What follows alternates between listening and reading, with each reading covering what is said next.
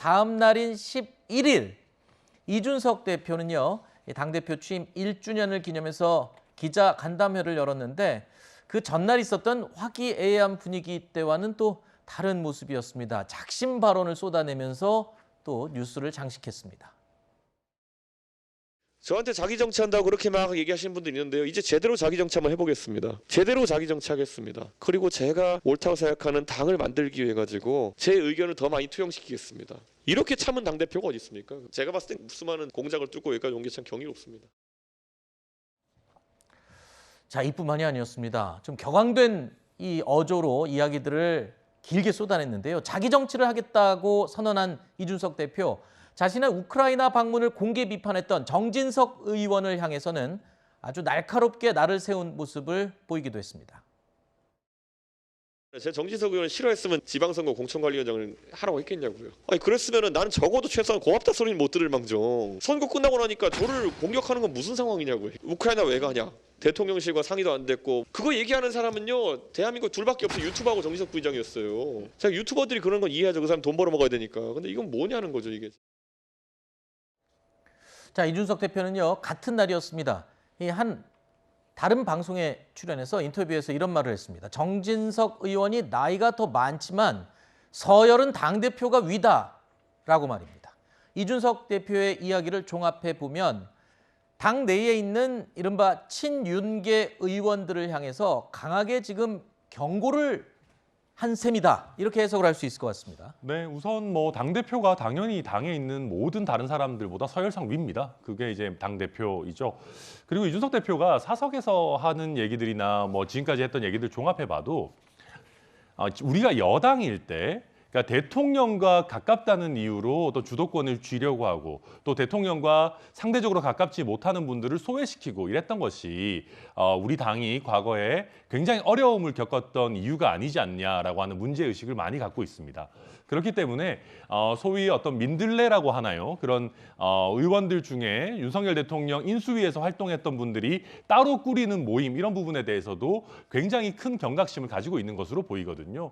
그래서 정진석 부의장에 대해서도 물론 정진석 부의장을 하나의 예로 들어서 발언한 것 같기도 합니다만은 당 대표와 함께 이렇게 좀 뭐랄까 이렇게 보조를 맞춰서 가야 되는 것이지 대통령과 가깝다거나 아니면 당내에 세력이 강한 중진 의원이라 하더라도 당대표를 패싱하거나 공격해서는 안 된다라는 경고 메시지를 분명히 보낸 걸로 그렇게 해석이 됩니다. 네. 하지만 이준석 대표도 지금 이 앞날이 그렇게 원활하지는 않은 것 같습니다. 자기 정치를 펼치기에 앞서서 넘어야 될 산들이 있죠. 바로 성상납 의혹과 관련한 윤리위 징계 여부인데요. 한 차례 연기된 적이 있었던 윤리위 회의가 또 한 번 연기됐습니다. 이에 대해서 이준석 대표는 제발 빨리 결론을 냈으면 좋겠다라면서 윤리위가 빨리 열렸으면 좋겠다는 반응을 보이고 있습니다. 자, 징계를 받을지도 모르는 사람이 이런 반응을 보이는 것 자신감이 있어서라고 해석을 일단 할 수 있을 것 같고요. 네.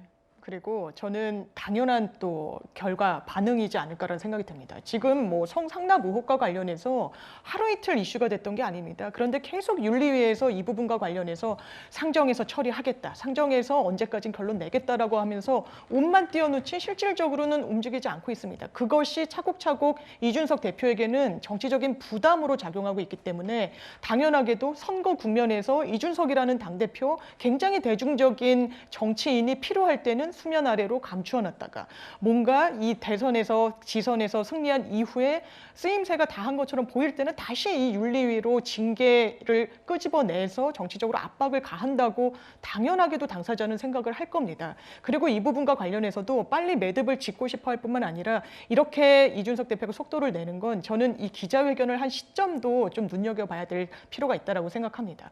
대통령을 독대하고 만나고 식사를 한 거의 직후였습니다. 그리고 이 우크라이나에 갔다 와서 대통령과의 식사 자리에서 공개하는 그 모두 발언에서 당연하게도 언론에서 집중이 되는 곳은 물론 우크라이나의 그 성과도 있었겠지만 워낙에 국민의힘 내부의 분란이 컸기 때문에 대통령이 거기에 대해서 어떤 질서 정리를 하는 발언이 나올까였는데 전혀 나오지 않았습니다. 이 부분과 관련해서 앞으로도 저는 이 국민의힘 측에서 윤석열 대통령과 그 대항마로서의 이준석이라는 이 대결 구도 계속 가져가게 될 거라고 생각합니다. 네. 대통령은 일단 뭐 정치가 다 그런 거죠라고 말씀하시면서 또 당 내의 문제는 당 내에서 해결할 것이다. 이렇게 입장을 좀 조심스럽게 거리를 두고 있는 상황이니까요. 자, 어쨌든 정진석 국회 부의장과 이준석 대표 이 거물급 정치인의 충돌 그 이면에는 이 국민의힘 내에서 당 주도권을 둘러싼 신경전이 벌어지는 것 모두들 이해하고 계시죠. 자, 이런 가운데 과연 이 당 지도부, 이 국민의힘을 이끌어갈 사람들은 어떤 사람일지 여론조사를 해봤습니다. 앞으로 국민의힘을 누가 이끌어가는 게 더 낫다고 생각하느냐라고 물어본 건데요. 이준석 대표를 비롯한 현 지도부라고 대답한 비율이 30.1%였습니다. 그리고 윤석열 대통령과 가까운 중진들, 이른바 친윤계, 윤핵관 뭐 이렇게 불리는 인물들이죠. 이 의원들을 선택한 사람들이 22.8%였습니다. 자, 그리고 요즘은 조금 조용하지만 안철수 의원을 포함한 새로운 세력이라고 답한 응답이 또 31.2%로 조사가 됐습니다. 자, 국민의힘의 현재 상황과 국민의힘을 바라보는 유권자들 간의 생각 분명히 차이가 있을 것 같아요.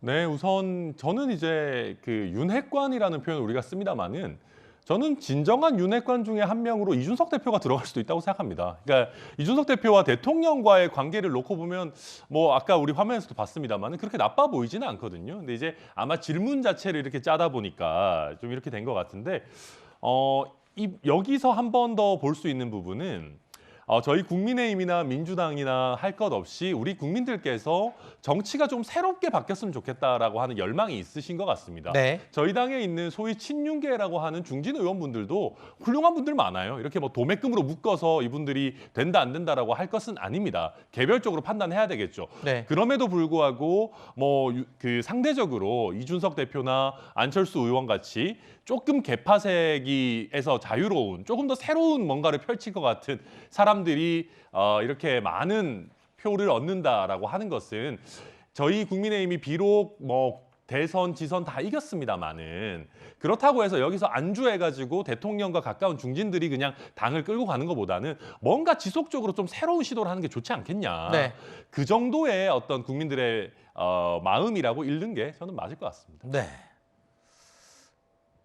국민들의 마음, 그러니까 계파 색깔이 비교적 옅은 인물들이 지금 지지를 많이 얻고 있는 부분, 그 부분, 예, 와닿습니다.